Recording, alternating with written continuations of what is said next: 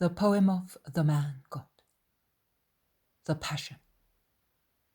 Chapter 607.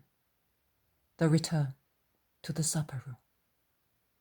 28th of March, 1945. Joseph of Arimathea puts on one of the torches. He has a last look round and goes to the opening of the sepulchre, holding up high the remaining torch, still lit. Mary bends once again to kiss her son through his wrappings, and she would like to do so, controlling her grief, to contain in it a form of respect for the corpse, which, being already embalmed, no longer belongs to her. But when she is close to the veiled face, she is unable to control herself and relapses into a new crisis of affliction. They lift her with difficulty, and with greater difficulty they take her away from the funereal bed. They rearrange the cloths that had been upset, and carrying her rather than supporting her, they take away the poor mother, who goes off, looking back to see her Jesus, who is left alone in the dark sepulchre.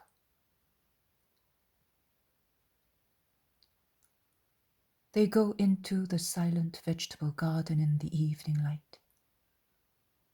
The faint light that had cleared after the tragedy on Golgotha is already growing darker as night is falling.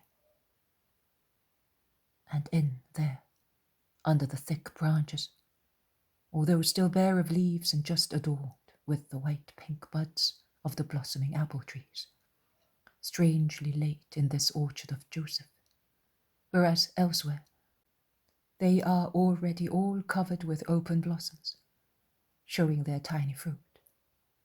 It is darker than in any other place. They roll the heavy sepulchral stone into its lodging.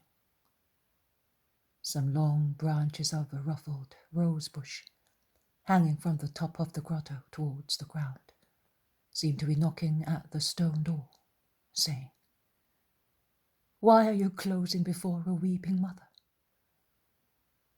And they also seem to be weeping drops of blood, as they shed their red petals and their corollas lie along the dark stone,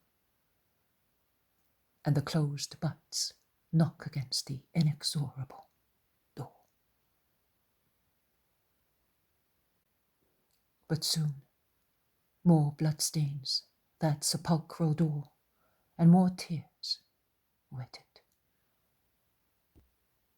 Mary, who so far has been supported by John and has been sobbing rather quietly, frees herself from the apostle and with a cry, which I think makes the very fibres of the plants quiver, throws herself against the entrance.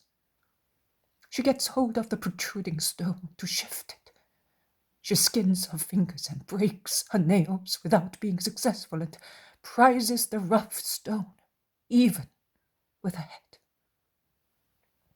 And her cry sounds like the roar of a lioness that wounds herself, struggling near the trap in which her little ones are closed, being compassionate and wild out of motherly love.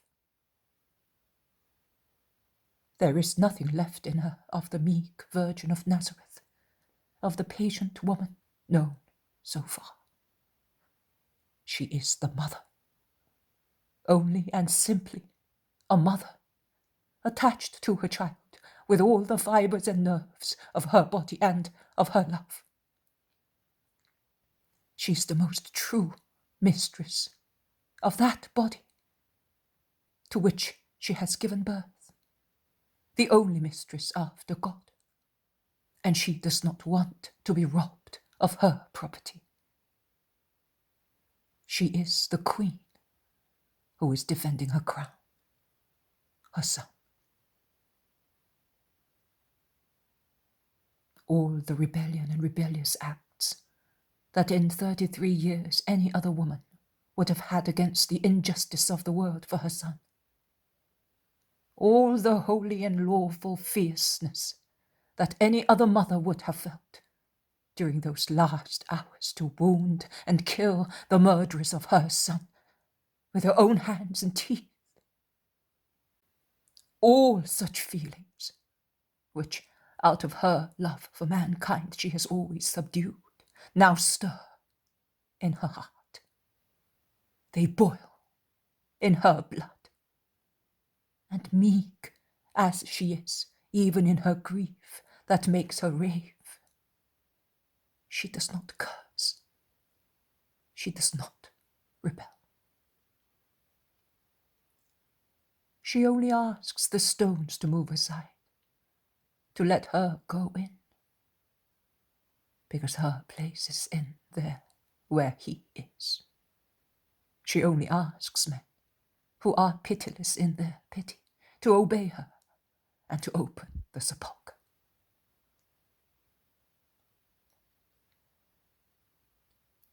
After striking and staining the unrelenting stone with the blood of her lips and hands, she turns round. She leans against it with her arms stretched out, gripping the two edges of the stone once again, and solemn in her majesty of Our Lady of Sorrows, she orders, "Open it! Do you not want to? Well, I am staying here. Not inside? Well, here, outside. Here is my bread and my bed. Here is my abode. I have no other home, no other purpose. You may go. Go back to the world which is disgusting. I am staying where there is no avidity or smell of blood." "You cannot, woman. You cannot, mother. You cannot, Mary, my dear." And they try to detach her hands from the stone, while they are frightened of those eyes, which they have never seen before, flash in such a way that makes them look hard and irresistible, glassy, phosphorescent. The meek are not overbearing, and the humble do not persist in pride. And Mary's vehement will and imperious command soon vanish. Her eyes become meek again, like in a beseeching attitude, and joining her hands, she begs them, "Oh, do leave me, for the sake of your dead relatives, for the sake of the living ones whom you love. Have mercy on a poor mother. Feel my heart. It needs peace to stop throbbing so fiercely. It began throbbing thus up there on Calvary.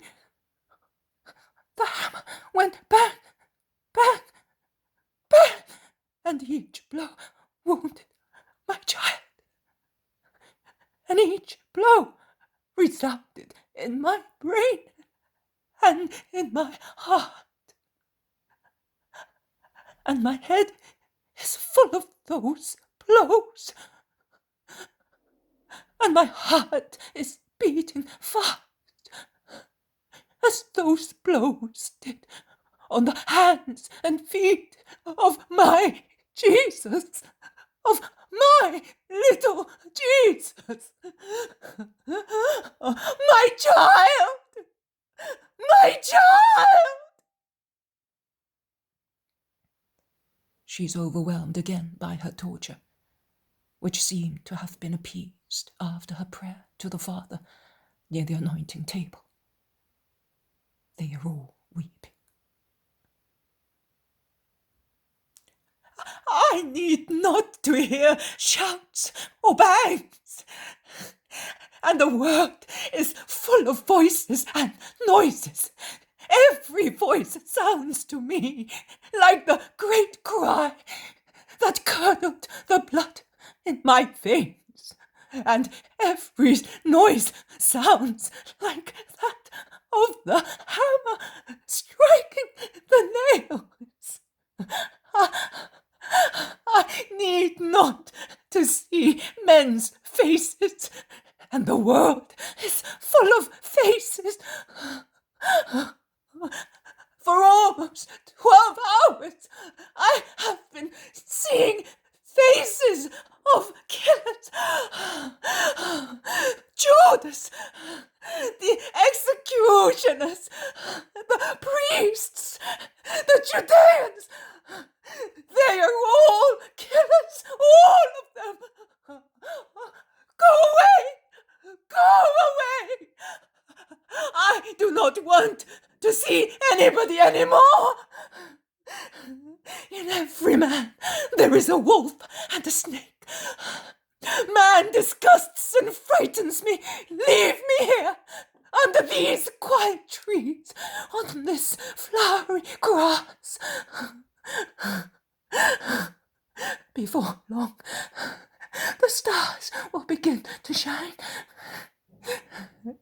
They have always been his friends and mine.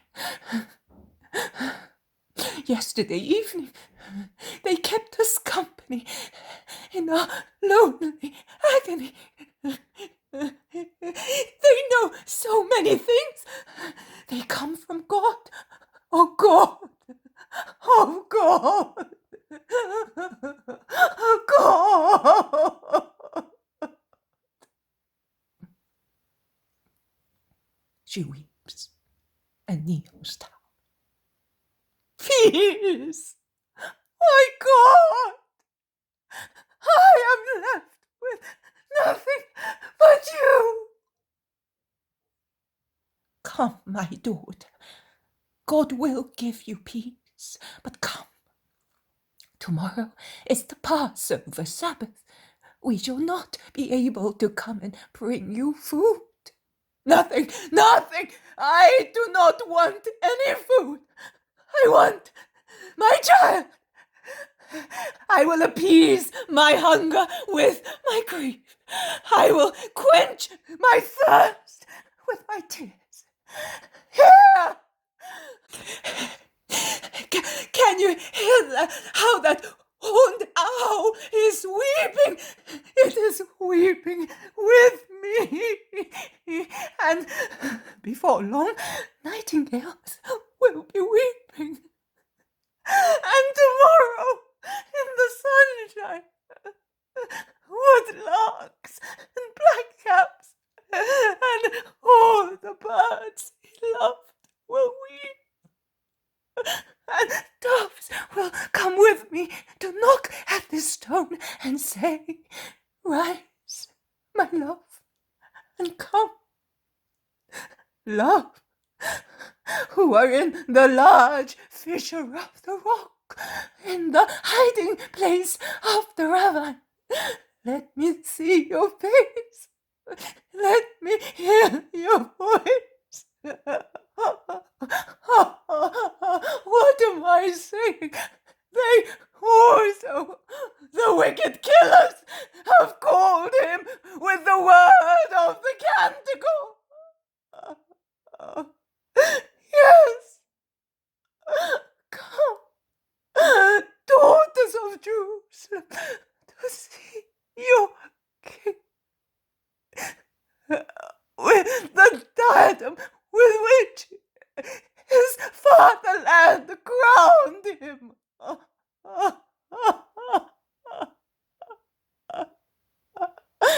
On the day of his wedding, with death. On the day of his triumph, as Redeemer. Look, Mary, the guards of the temple are coming. Let us go away, so that they may not scorn you. The guards? Scorn? No, no, they are cowardly, yes, cowardly. And if I, dreadful in my grief, should march against them, they would flee like Satan before God. But I remember that I am Mary, and I will not strike as I would be entitled to. I will be good, and they will not even see me. And if they see me and ask me, what do you want? I will say to them, the charity of being allowed to breathe the balmy air coming out from this fissure. I will say, in the name of your mothers. Everybody has a mother. Also, the pitiable robber said so. But these men are worse than robbers. They will insult you. Oh, and is there still an insult of which I am not aware after today's? It is the Magdalene who finds a reason capable of bending the sorrowful mother to obedience. You are good, you are holy, and you believe, and you are strong. But what are we? You are aware of it. The majority have run away. Those who have remained are trembling. The doubt which is already in us would overwhelm us. You are the mother. You have not only duties and rights on your son, but also duties and rights on what belongs to your son.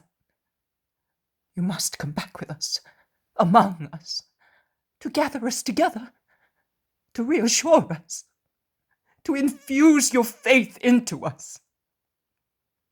You said so, after your just reproach for our timidity and misbelief. It will be easier for him to rise if he is free from these useless bandages. I say to you, if we succeed in being united in the faith in his resurrection, he will rise earlier.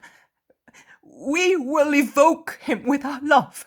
Mother, Mother of my Saviour, come back with us, since you are the love of God, to give us this love of yours. Do you want poor Mary of Magdalene to get lost again, after he saved her with so much pity? No, I would be reproached for that. You are right. I must go back and look for the apostles, the disciples, the relatives, everybody, and say, have faith. Say, he forgives you. Whom have I already told so? This carrot. I will have to, yes. I will have to look also for him, because he is the biggest sinner. Mary remains with her head bent on her breast, trembling as if she were disgusted. And then she says, John, you will look for him, and you will bring him to me. You must do that. And I must do that. Father, let also this be done for the redemption of mankind. Let us go. She stands up. They leave the half-dark vegetable garden. The guards look at them go out without saying anything.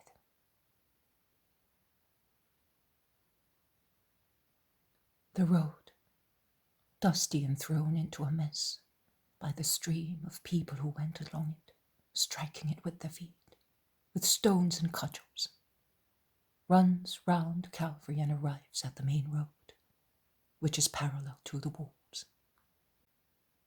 And the traces of what has happened are even clearer here. Twice, Mary utters a cry, and she stoops to examine the ground in the feeble light, because she seems to see some blood, and she thinks it is the blood of her Jesus. But it is nothing but tatters of cloth torn off, I think, in the confusion of the flight. The little stream that flows along the road babbles softly in the deep silence which has fallen everywhere. The town seems to be forlorn, as nothing but silence comes from it. They are now at the little bridge that leads to the steep Calvary road, and in front of it there is the judicial gate. Before disappearing in there, Mary turns round to look at the top of Calvary, and she weeps desolately. Then she says, "Let us go, but lead me. I do not want to see Jerusalem, its streets, its inhabitants." "Yes, but let us be quick. They are about to close the gates, and see, their guards have been reinforced. Rome is afraid of turmoils." "Quite rightly. Jerusalem is a den of tigers. It is a tribe of killers. It is a rabble of robbers, and those usurpers aim with their rapacious fangs not only at property, but also at lives. For 32 years they have laid snares for the life of my child. He was a little lamb of milk and roses, with golden curly hair.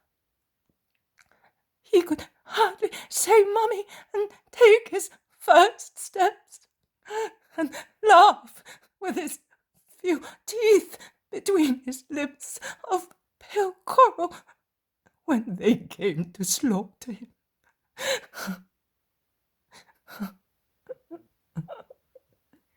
Now they say that he has blasphemed and infringed the Sabbath, and incited people to revolt, and aimed at a throne, and sinned with women. But what had he done then? Which blasphemy could he have uttered if he could hardly call his mummy? What law could he infringe if he, the eternal innocent, then was also the little innocent child of man? What revolt could he stir if he was not even able to be naughty? Which throne could he aim at? He had his throne both on the earth and in heaven, and he did not seek any other. In heaven he had his Father's bosom, on the earth my lap. He never cast a sensual glance, and you, young, beautiful women, can confirm that. But then, his senses were confined to the need of warmth and nourishment. He made love, yes, but to my tepid breast, to lay his little face on it and sleep on it, and to my round nipple, from which my love flowed as milk. Oh, my child! And they wanted you dead. That is what they wanted, to deprive of you your life, your only treasure.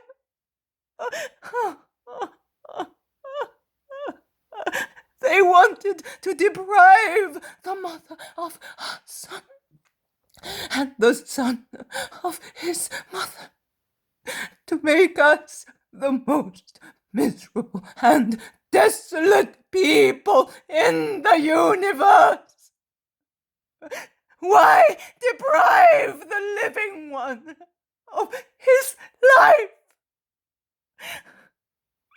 Why unduly claim the right to remove this thing that is life?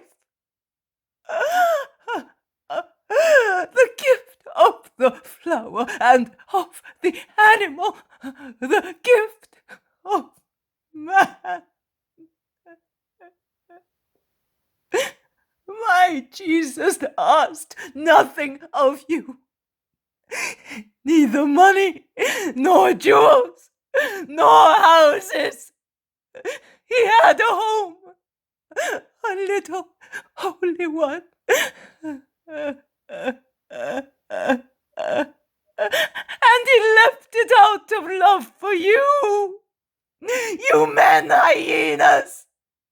For your sake, he had given up what even the young one of an animal has. And poor and alone, he had gone through the world without even the bed that the just one had made for him, without even the bread his mother used to make for him. And he had slept wherever he could, and he had eaten as he was able, in the houses of kind people, like every son of man, or on the grass of meadows watched over by the stars, sitting at a table, or sharing the grains of corn or wild blackberries with the birds of God. And he did not ask you for anything. On the contrary, he gave you what he had. He only wanted to live, to give you the life with his word. And all of you, and you, Jerusalem, have deprived him of his life. Are you sated and fed with his blood and his flesh? Or are you not yet satisfied? And you, a hyena, after being a vampire and a vulture, do you want to feed on his corpse, and not yet satisfied with opprobrium and tortures? Do you still want to be pitiless, and take delight in disfiguring his remains, and seeing once again his spasms, his sobs, and convulsions in me, the mother of the murdered one? Have we arrived? Why are you stopping?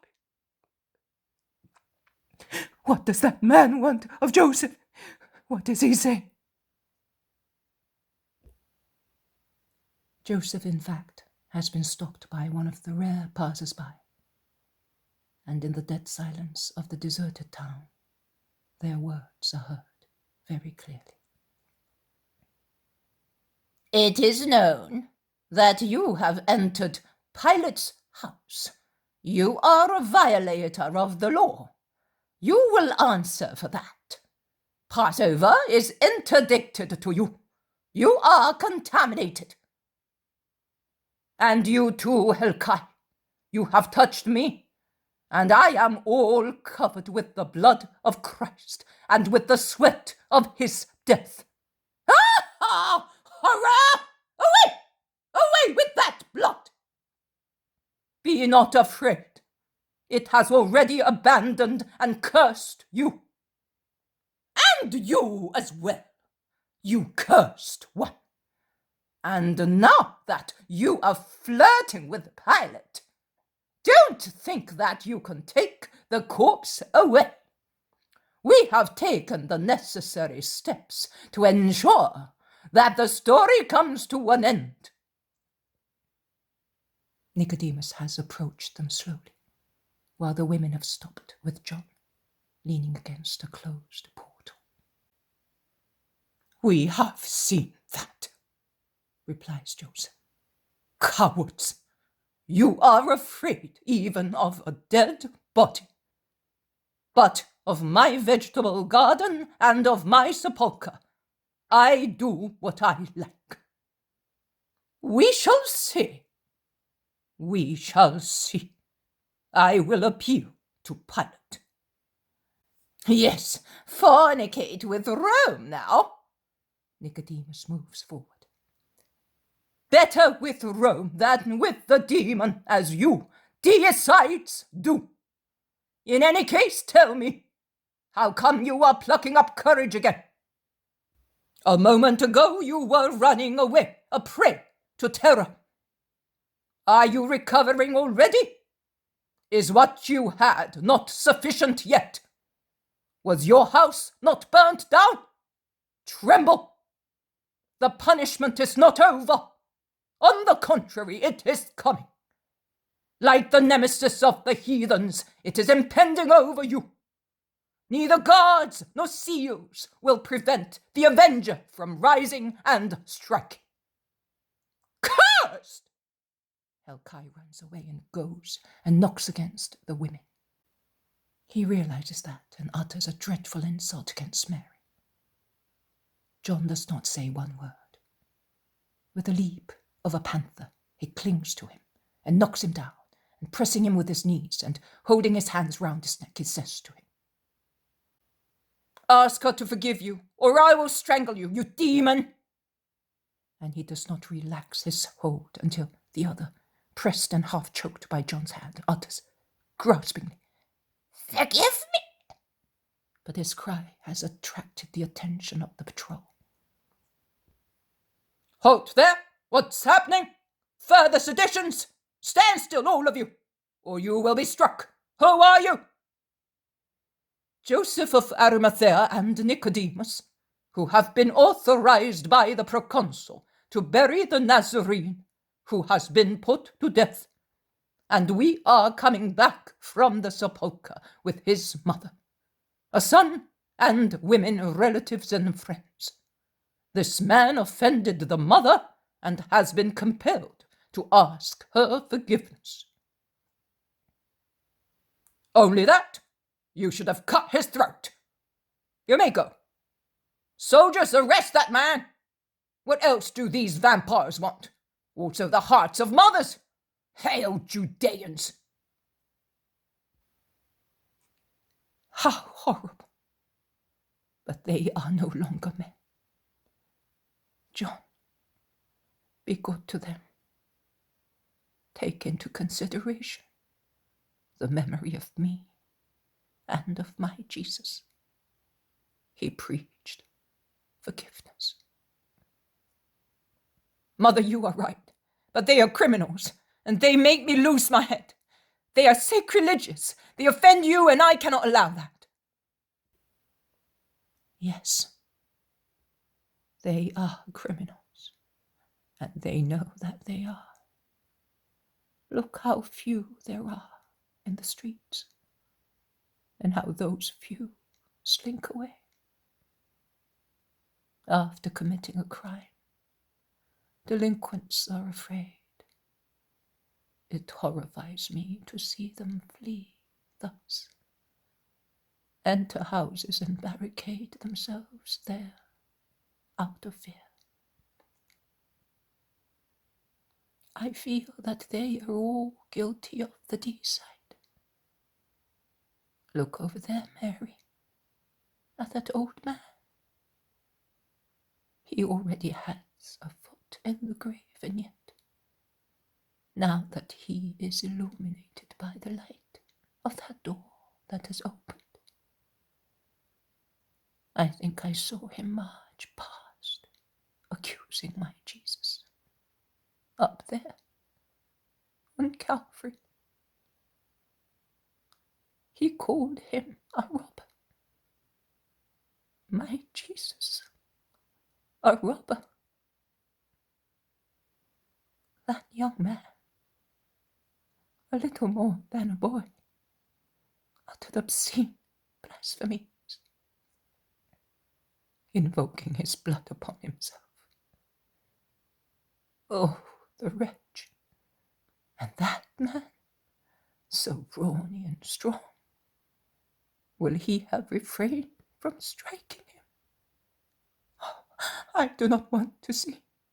Look, the faces of their souls are superimposed on the faces of their bodies, and they no longer look like men, but like demons.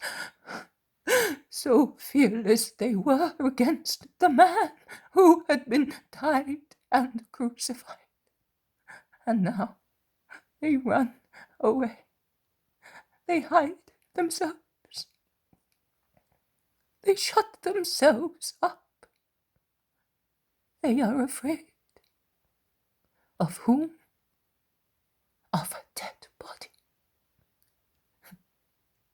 He is nothing but a dead body as far as they are concerned, because they deny that he is God. So, of what are they afraid? Upon whom are they shutting their doors? Upon remorse, upon punishment. It is of no avail. Remorse is within you, and it will follow you forever. And the punishment is not a human one, and locks and sticks, doors and bars are of no use against it. It descends from heaven, from God, the avenger of his sacrificed Son, and it penetrates through walls and doors, and with its heavenly flame it marks you for the supernatural punishment awaiting you. The world will come to the Christ, to the Son of God and mine. It will come to him whom you have pierced. But you will be those marked forever as Cains of a God, marked as the dishonor of the human race. I, who was born of you, I, who am the mother of everybody, must say that with regard to me, your daughter, you have been more than stepfathers, and that in the immense number of my children, you are the ones who impose the greatest fatigue on me in receiving you, because you are soiled with the crime against my child. neither do you repent, saying, "You were the Messiah. We acknowledge and worship you." Here is another Roman patrol. Love is no longer on the earth. There is no more peace among men, and hatred and war are agitated like those smoky torches. The rulers are afraid of the unrestrained crowd. By experience, they know that when that wild beast named man has tasted the flavor of blood, he becomes avid of slaughter. But be not afraid of these men. They are neither royal lions nor panthers. They are very cowardly hyenas. They rush upon defenseless lambs, but they are afraid of the lion armed with lances and authority. Do not fear these creeping jackals. The sound of your steps with hobnailed boots puts them to flight, and your shining lances make them meeker than rabbits. Those lances, one of them slit the heart of my son. Which of them, their sight pierces my heart?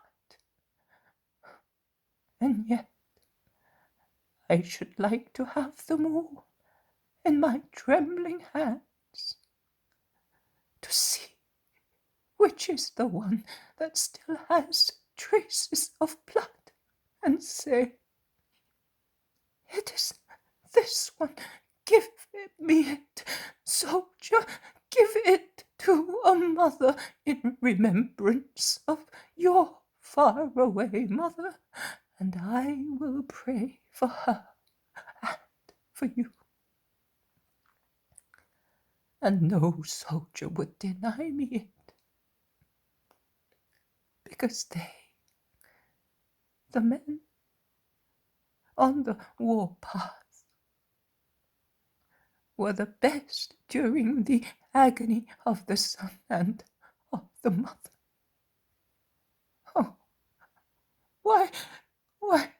why did I not think of that up there? I was like one whose head had been struck. It was already stunned by those blows. Oh, those blows. Who will grant me not to hear them any more? Here, in my poor head, the lance, how much I would like to have it. We can look for it, mother.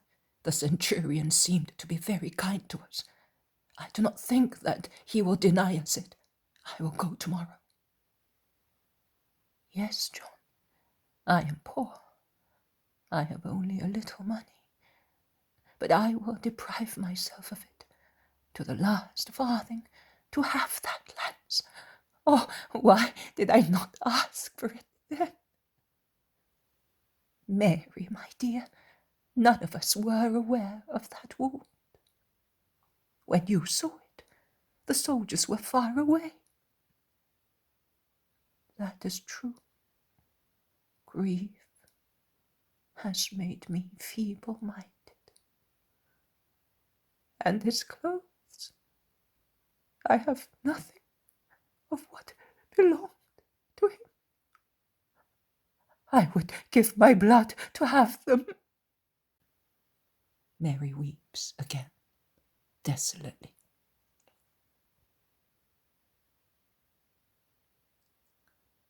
And she arrives thus in the street, where is the supper room.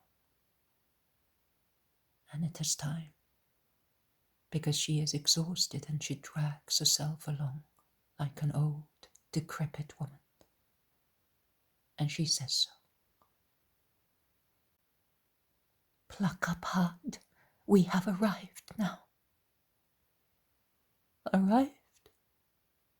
So short, the road, that this morning seemed so long. This morning? Was it this morning? Not before? How many hours and how many ages have gone by since I came here yesterday evening, and since I left it this morning? Is it really I, the 50-year-old mother, or a very aged woman, a woman of many years ago, laden with years on my bent shoulders and on my white hair? I seem to have lived all the sorrow of the world, and that it is all on my shoulders, which bend under its weight.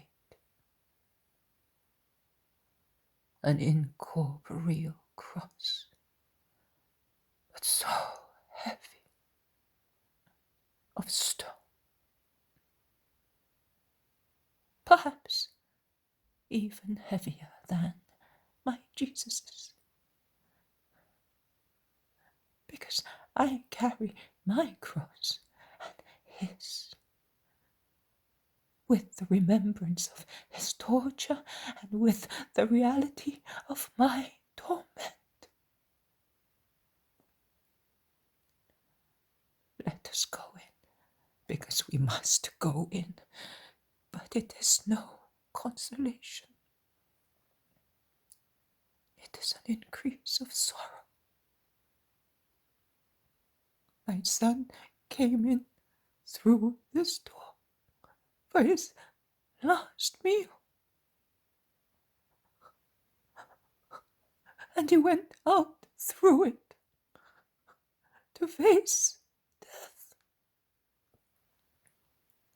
and he had to put his foot where his traitor had put it when he went out to caught those who had to capture the innocent. I saw Judas at that door. I saw Judas, and I did not curse him. But I spoke to him as a mother whose heart was torn apart. Torn apart because of the good son and of the wicked one. I saw Judas. I saw the demon in him.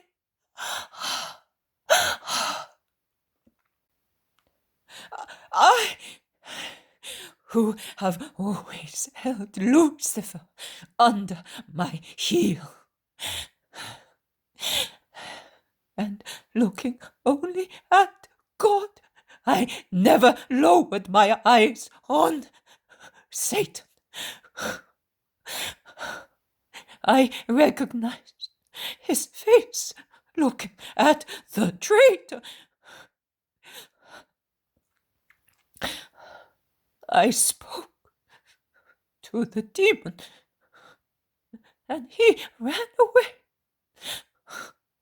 because he cannot hear my voice.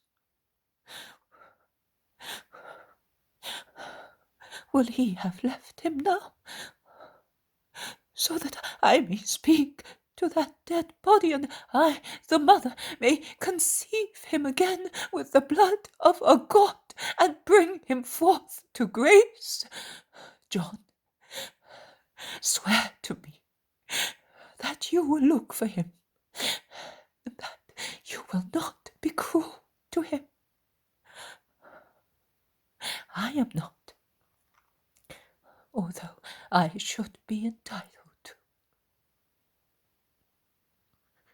Oh, let me go into that room where my Jesus had his last meal,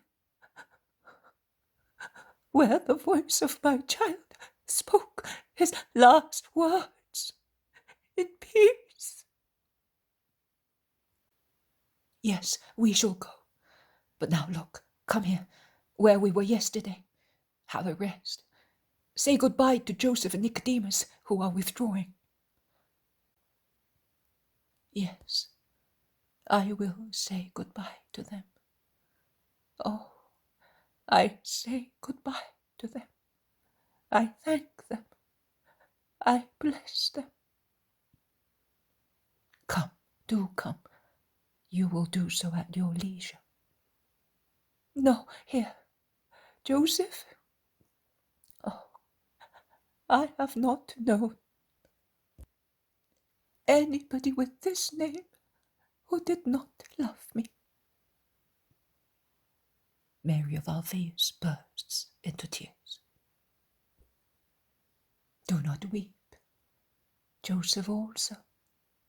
It was out of love that your son was mistaken.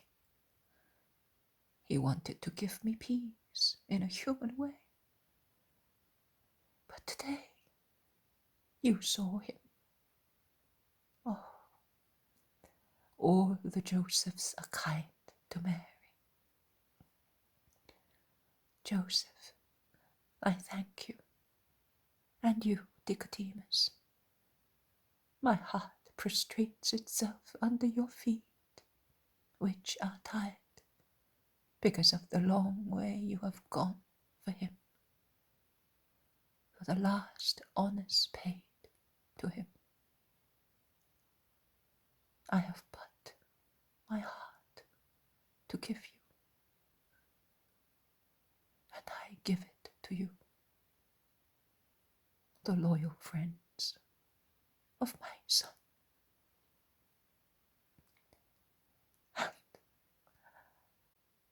And excuse a mother with a pierced heart for the words I spoke to you in the sepulchre. Oh, Holy Mother, do forgive us, says Nicodemus. Be good now. Rest in your faith. We will come tomorrow, adds Joseph. Yes, we will come. We are at your disposal. It is the Sabbath tomorrow, objects the mistress of the house. The Sabbath is dead. We will come. The Lord be with you. And they go away. Come, Mary. Yes, come, Mother. No, open. You promised to do so after the greetings. Open this door. You cannot close it to a mother. To a mother who is trying to breathe the smell of the breath of the body of her child in the air of the room. But do you not know that I gave him that breath and that body? I, who carried him for 9 months, who gave birth to him, suckled him, brought him up and took care of him. That breath is mine. The smell of that body is mine. It is mine, and it has become more beautiful in my Jesus Let me smell it once again. Yes, dear, tomorrow. You are tired now. You are burning with fever. You cannot. You are not well. Yes, I am not well. Because in my eyes I have the sight of his blood, and in my nose the smell of his body covered with sores. Let me see the table on which he leaned when he was alive and healthy, and let me smell the scent of his youthful body. Open it! Do not bury him for the third time! You have already concealed him under spices and bandages. Then you have shut him up under the stones. Why now deny, oh mother, the possibility of finding again the last traces of him in the breath he left beyond this door? Let me go in, on the floor, on the table, on the seats. I will look for the traces of his feet, of his hands, and I will kiss them. I will kiss them until I consume my lips. I will search. I will search. Perhaps I shall find a fair hair of his head, a hair not encrusted with blood. But do you know what a hair of a son means for a mother? You, Mary of Clopas, you, Salome, are mothers. And do you not understand, John? John, listen to me. I am your mother. He has made me such. He did. You must obey me. Open the door. I love you, John. I have always loved you because you loved him. I will love you even more. But open the door. Open it, I say. Do you not want to? Do you not want to? Ah, so I no longer have a son. Jesus never refused me anything because he was my son. You are refusing. You are not a son. You do not understand my grief. Oh, John, forgive me. Open. Do not weep. Open. Oh, Jesus, listen to me. Let your spirit work a miracle. Open to your poor mother this door that nobody wants to open.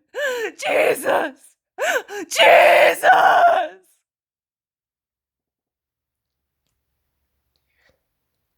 With clenched fists, Mary knocks at the little closed door. It is a paroxysm of torture until she turns pale, and while whispering, "Oh, my Jesus, I am coming," she collapses without strength into the arms of the weeping women who support her to prevent her from falling at the foot of that door. And they carry her thus into the room in front of it.